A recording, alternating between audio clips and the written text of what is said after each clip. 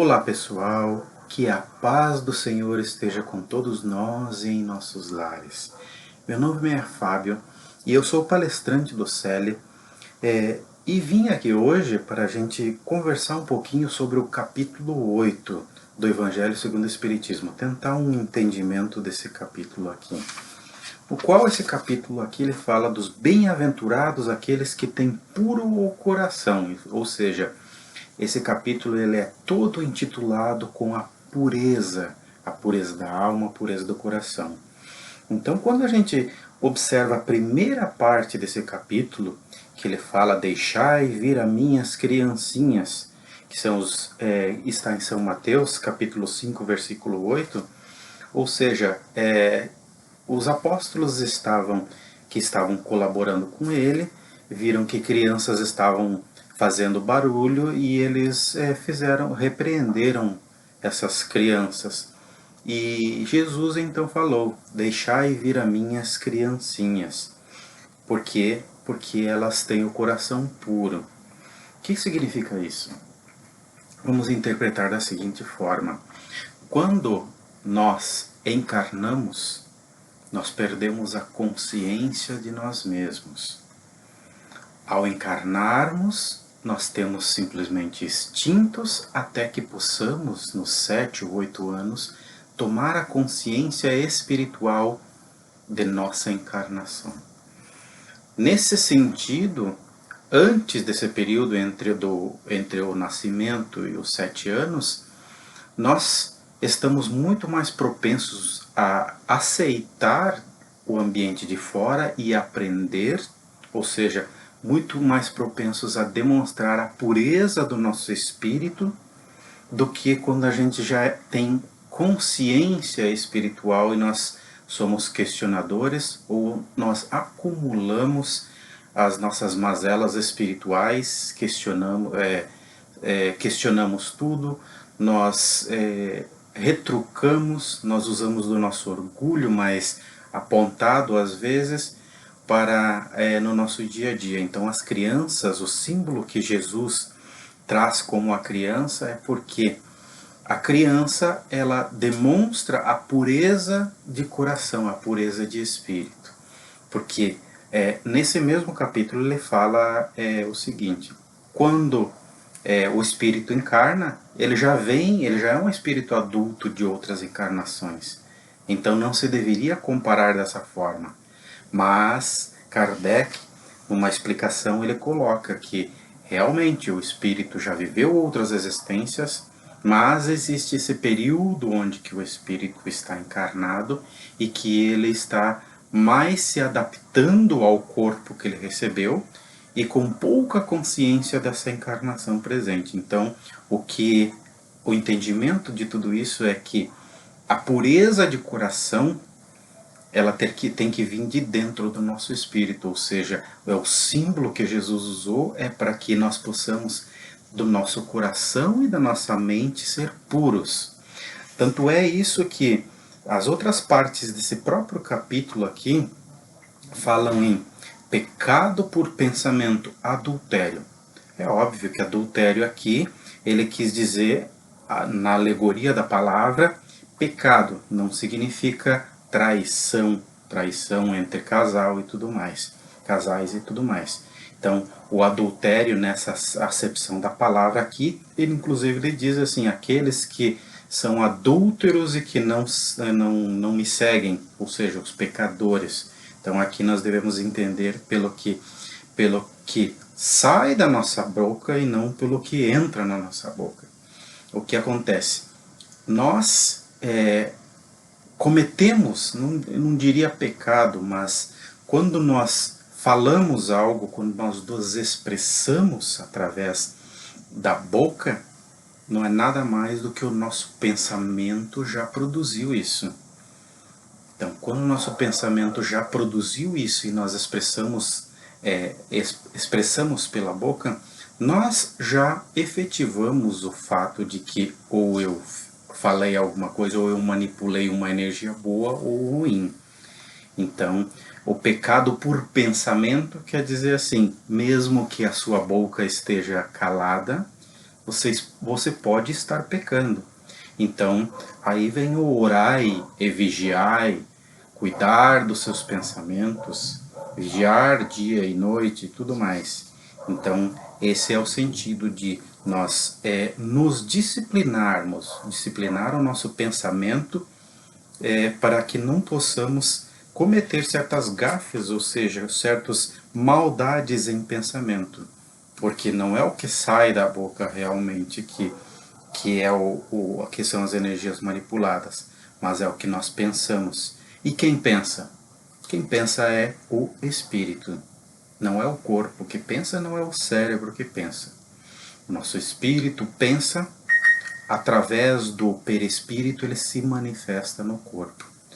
Quando ele pensa e não se manifesta, o pensamento já foi formatado e já está distribuído na sua aura energética, ou seja, nós, na nossa atmosfera energética, conforme os nossos pensamentos, manipulamos energias. Bem ou mal vai depender do que nós estamos pensando. Por isso é tão importante que nós estudemos e controlemos essa parte. Aqui também, seguindo o capítulo, ele fala: verdadeira pureza, mãos não lavadas. Então, essa daqui tem uma explicação de Jesus sobre as acusações de que não se tinha mãos lavadas ao se alimentarem. Então, quando Jesus foi inquirido a responder, ele disse: escutai e compreendei bem isto. Não é o que entra na boca que enlameia o homem, mas é o que sai dela, sai da boca do homem. Ou seja, isso vem de encontro com o que ele tinha falado, com o que tinha sido falado antes do pecado por pensamento. Ou seja, não é o problema de que nós falemos pela boca, ou falamos. O problema maior de tudo isso é o que nós pensamos. Então, a disciplina do pensamento é importante, porque até se nós pararmos para pensar, quem de mais puro nós tivemos aqui como exemplo para nós seguirmos? Jesus, o único ser mais puro que foi a demonstração que nós tivemos aqui, e mesmo assim, tudo o que é escrito foram escritos pelos apóstolos ou pelos escribas e tudo mais, na melhor figura que poderiam ter das palavras do mestre. Mas, quando a gente lê assim, mãos não lavadas, pureza de pensamento, pecado em pensamento, nós não conseguimos muitas vezes entender a verdadeira essência dessa palavra. Um exemplo disso é assim, como ensinar o amor a alguém sem sentir o amor que aquela pessoa sente? O quanto Jesus sente de amor por nós e quanto nosso Pai sente de amor por nós. A gente precisa imaginar assim, quanto Jesus nos amava e quanto ele amava todos os discípulos e apóstolos discípulos, os seguidores, tanto naquela época como agora, o quanto ele amava e o quanto conseguiram se colocar do amor dele nas palavras e o quanto nós conseguimos absorver dessas palavras dele. Ou seja, não é na leitura aqui que eu vou conseguir entender o verdadeiro amor de Jesus. É no sentimento. Eu vou precisar, além da leitura, que é muito importante, precisar da reflexão, eu preciso orar e vigiar, eu preciso trabalhar a mim mesmo para eu poder sentir um pouquinho do amor que Cristo sentia por nós. E se Cristo é o nosso irmão mais velho, imagina o quanto amor que Deus sente por nós. Então, aqui é só um exemplo de que as palavras nos auxiliam muito, mas o verdadeiro sentimento, quem tem que trabalhar é cada um de nós. como sentir, por exemplo, o que Chico Xavier, depois de dezenas, centenas, milhares de encarnações, alcançou e sentia pelos irmãos. Como sentir o que Cristo sentia pelos irmãos? Se a gente não tem, eu não sinto, então, logicamente, eu não sei o que é. Mas a tarefa é, vamos aprender a sentir isso. Como vamos aprender? Seguindo o exemplo de Cristo. Como? Através das palavras. Mas, nos ensinamentos dessas palavras, nós temos que fixar e buscar entender, buscar fazer o nosso tema de casa, ou seja, orar e vigiar, trabalhar com o nosso pensamento da melhor forma possível para começar a sentir um pouco desse amor.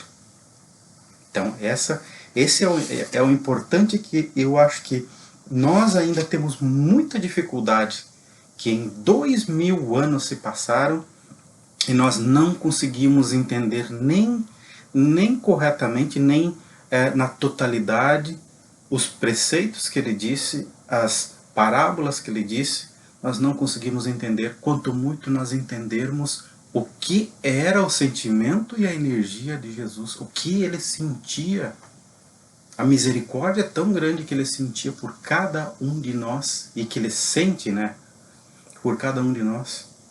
Então, é importante, muito importante nós trabalharmos com tudo isso, porque o período é de transição e nós precisamos fazer alguma coisa para nosso espírito continuar evoluindo nesse planeta ainda.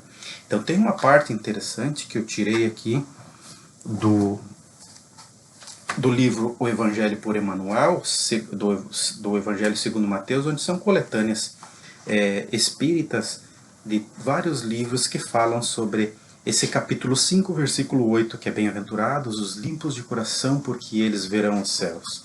Então ele diz assim, quando a pureza estiver convosco. Isso foi tirado do livro da revista Reformador, maio de 1955, página 104. Quando a pureza estiver convosco, quando a pureza estiver em nossos olhos, fixaremos na cicatriz do próximo a desventura respeitável do nosso irmão. Nós vamos sentir o que o nosso irmão está sentindo só quando a pureza estiver conosco. Quando a pureza morar em vossos ouvidos, receberemos a calúnia e a maldade nelas, sentindo o incêndio e o infortúnio que ainda lavram no espírito daqueles que nos observam, sem o exato conhecimento de nossas intenções. Aqui ele fala da indulgência, a gente saber ouvir, saber interpretar corretamente. Quando a pureza demorar-se em nossa boca, a maledicência surgirá junto de nós por enfermidade lamentável do amigo que nos procura, veiculando-lhe o veneno, saberemos fazer o silêncio, bendito com que possamos impedir a extensão do mal. Então, essas são partes muito interessantes aqui, esse pedaço que eu li, principalmente porque nos diz verdadeiramente que a pureza divina, quem esteve encarnado aqui, Jesus, foi o único que tinha e que tem a pureza. Nós precisamos ainda desenvolver tudo isso. Então precisamos nos espelhar em quê? Na pureza da criança, quando ela ainda age por instinto, dos primeiros anos de vida, que é o símbolo de pureza. Na pureza que nós temos que nos basear, é a pureza de coração, do interpretar as palavras da melhor forma possível, nunca julgando os irmãos e sempre tendo o melhor conceito de tudo isso, ou seja, colocar-se no lugar dos outros, trabalhar o nosso orgulho, melhorar a nossa humildade, ou seja, nossas virtudes devem ser melhoradas sempre, para que possamos despertar essa pureza dentro de nós. Esse capítulo inteiro, capítulo 8, fala sobre a pureza. E é muito importante que a gente possa pensar mais profundamente no tema de que onde é que eu estou, em que patamar eu estou, em que estágio eu estou de evolução e o que eu busco. Será que eu estou sendo puro ou não? Será que eu estou trabalhando da melhor forma possível para alcançar essa pureza? Será que o meu pensamento é puro ou o meu pensamento é contaminado? Então, essa é a nossa lição que temos nesse capítulo 8. Agradeço a todos por ouvir e espero tudo de bom para todos nessas épocas difíceis que passamos, que possamos fazer o melhor e que a equipe espiritual possa estar nos acompanhando sempre. Boa tarde.